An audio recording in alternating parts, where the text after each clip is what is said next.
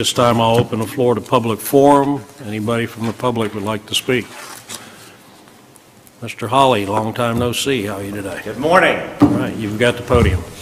I'm Kyle Holly. I'm representing the United Way of Santa Rosa County this morning. Our address is 6479 Caroline Street. And so I've just come to give you good news and a snapshot of the work that's happening at the Westgate Trailer Park adjacent to Whiting Field. You may recall that some of the residents addressed you all. So I will say this, in terms of saying thank yous, there were a couple of advocates inside of the county who were watching the meeting, who called me during the meeting and asked me to pay attention to the meeting, and for that I very much appreciate some kudos to your grant department. My office, and specifically within United Way, is also a grants office, and so we enjoy a good communication back and forth with your department. So for that I appreciate being called attention to it. So United Way does a couple of things. We're old, right? We've been around a long time.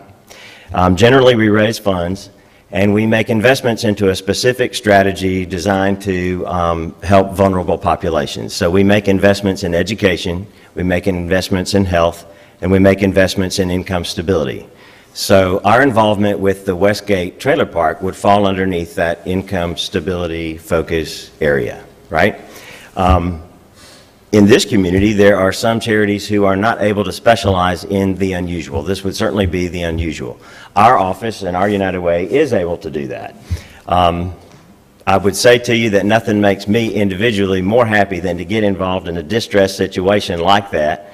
It doesn't matter to me if there's garbage. It doesn't matter to me if there's drugs. It doesn't matter to me if there's all sorts of irregularity. The more complicated it is, the better I like it. So I'm here today to report to you that we had 12 families that were there who were experiencing this difficulty when the court ordered the water to be turned off. One of the 12 families, when we met with them as a team, shared that they had enough resources on hand that they could move themselves. That left 11. As of yesterday, we have just 2 left.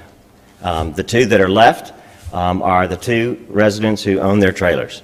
But I'm also happy to report that with existing pledges and with United Way funds that we had on hand, we're able to meet that need. So I would expect the project to be completely resolved and those last 2 residents moved no later than November the 1st. So we just really wanted to share that success. We know that you all were made aware of it, and we know that you cared. And we appreciate some of you were able to make investments of time and of money, pledges to help that situation, and for that we're very thankful. And we just felt like we needed to come and share the good news, and I'll be happy to answer any questions if you have any.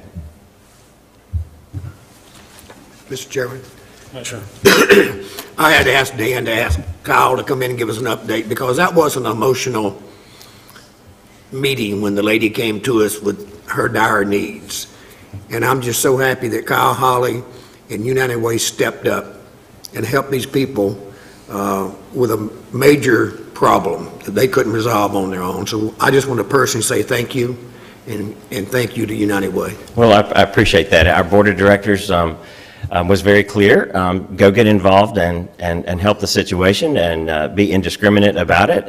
We have worked with the property owners and with the residents and really had a great time working through it. So I appreciate it and thank you for the few minutes to share the update. And if you need us in the future for things like that, we can bridge the gap. We're not opposed to getting involved in those things, those type things. Thank you. Thank you. Kyle, Thank you. if I might, do you have perhaps a list of any of the other folks that helped? I think it was Boyette's that brought a couple. Oh, there were some donors who were coming in because of advocacy on your part and on the part of others prior to us getting really involved. My first action was to go straight to the residents and really have those team meetings, but we did see others coming in. So I do know that Boyette's was involved there, and Green Hut was very nice. Green Hut Construction sent some resources in, and Pine Terrace Church was able to send some resources in amongst. There were a wide variety of volunteers that were in and out of the park there working with folks.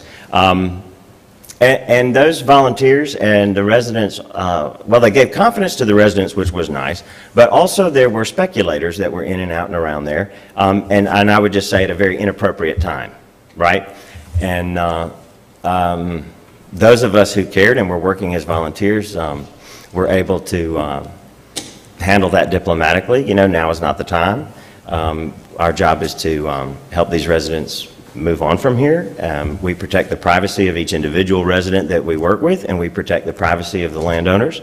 And but it was really outstanding teamwork in that case. And a kudo to the residents is they chose to, we asked them to self-prioritize. You know, I need you all to decide who's going to get help first, right, with limited resources.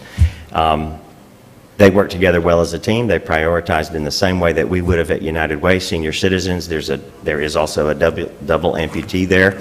So those were the top priorities. And then we came down to families with young children, and then moved back up to families with a little bit older children. So the natural tolerance of the resident to continue living in a difficult situation was managed, and just really ran very well.